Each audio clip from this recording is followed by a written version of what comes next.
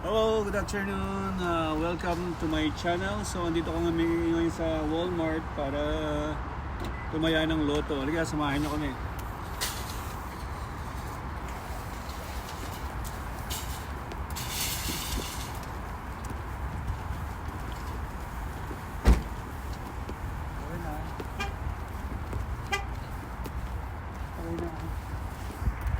Ganito dito sa Canada, pag grocery ka, kung gusto mong gumamit ng trolley, so ito. 25 cents. 10 cents. 25. No, it's 10 cents. 25 lang. 25 cents.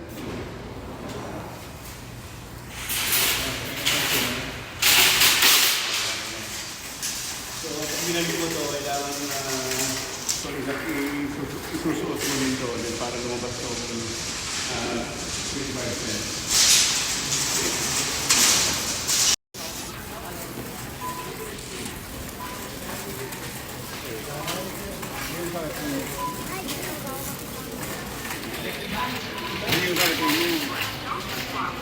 So, kasalukuyang tumataya ng loto si Mrs. So, ang jackpot price natin ngayon is 20 million Canadian dollar. So, yan.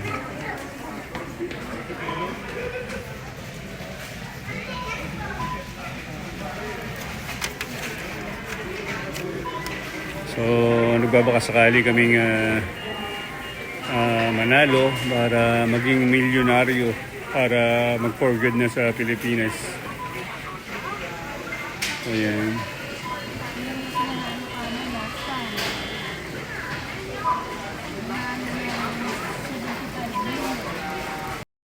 So, dito sa Canada, ang winning number dito is 7. Diyan kasi sa Pilipinas is 6 number lang. So itong 7 number na to is with Anchor. Yan. Diba? With Anchor, may 1 million. So, yeah, with Anchor with 1 million. Yeah. So yan, tumataya na si Mrs. Yan. So yan, ganito yung pagtaya ng loto dito. Puro card ang ginagamit namin. So bihira kaming mag-cash. So bali dito sa Canada, kung gusto mo ng chicken, so dito, niluluto ito sa oven. Hindi kagaya dyan sa Pilipinas na mostly sa Andox or sa charcoal nila iniihaw. So dito sa Japan na yan.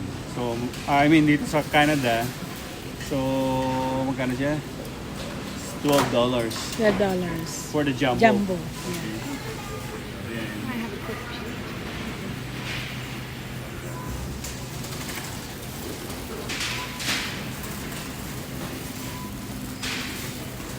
So kung gusto mo naman ng mga bread, meron tayo dito.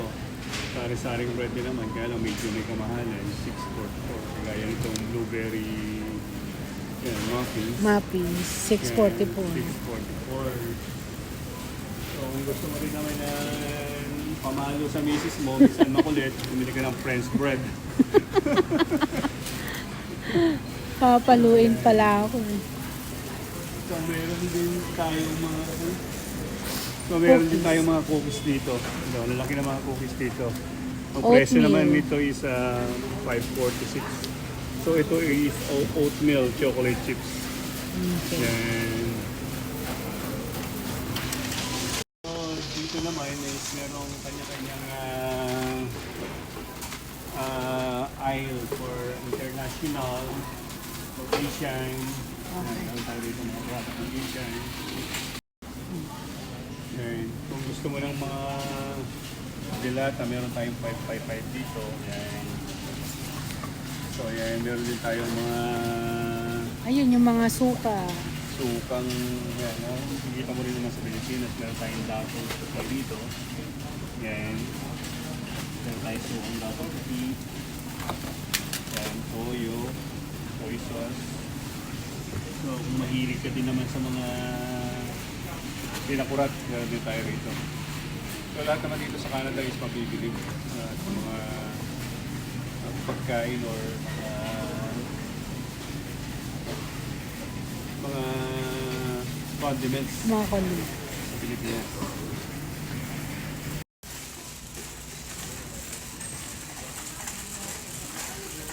So yun,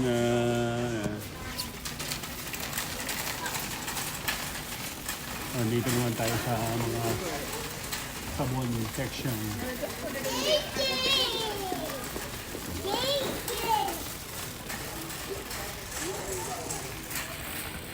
So, andito naman tayo sa mga electronic section. So yan.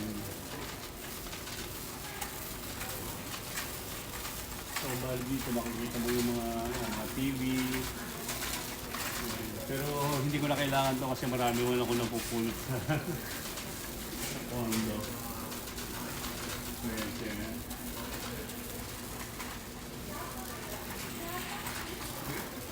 Yan.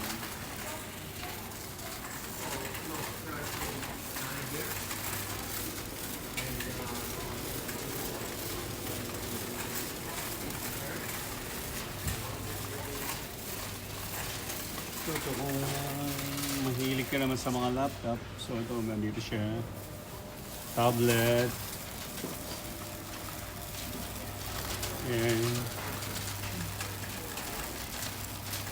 So meron tayo dito mga Apple Watch. So meron tayo dito mga iPhone Pro Max. So dito kasi sa Canada is anytime pwede ka magpalit ng iPhone. So yan. So yun, nandito naman tayo sa sports section, sa mga bike. So kasi during summer is mahilig kami mag-bike ni Mrs. So kailangan natin na maghanap tayo ng mga gadget or mga what is this? Helmet for biking. For safety. For safety.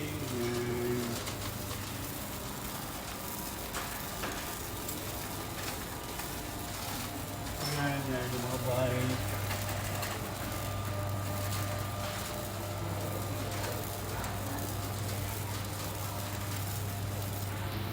Bali, during summer naman dito is kung mahilig naman kang mag-camping. So, mostly kasi dito during summer is nagka-camping ang mga tao. Kasi ang summer dito is mabilis lang.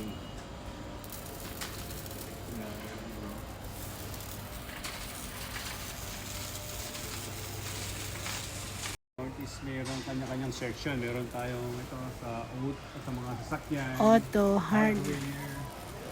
Ayan siya. So dito lang lahat once na pumunta ka sa Walmart.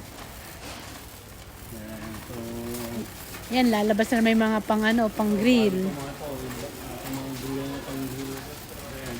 Very useful tomato. Kaso ang price ito is 98. Ayan, lumalabas na yung mga pang summer, mga upuan. So ito na ito. Yan. Katulad nito is ang gamit nito is gas. So yan siya.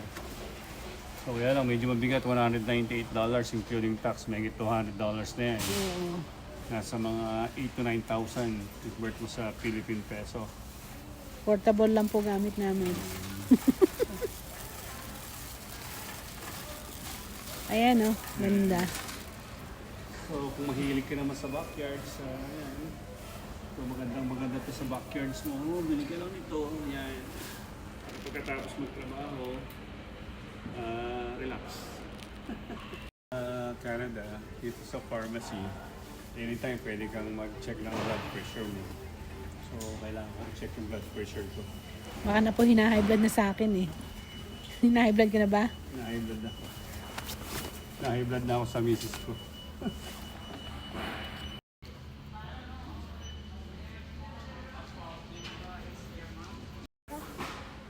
You're about to measure blood pressure. When measuring your blood pressure is always key. So yan. Patients and stress can all affect your blood pressure. So, ang blood pressure ko is 95/70, which is normal lang din sa akin lagi ito kasi lagi mababa ang blood pressure ko. So, yun. So, yan sa misis ko, ito siya. So, itong misis ko is laging mataas ang dugo nito, laging tumataas ang dugo nito sa akin.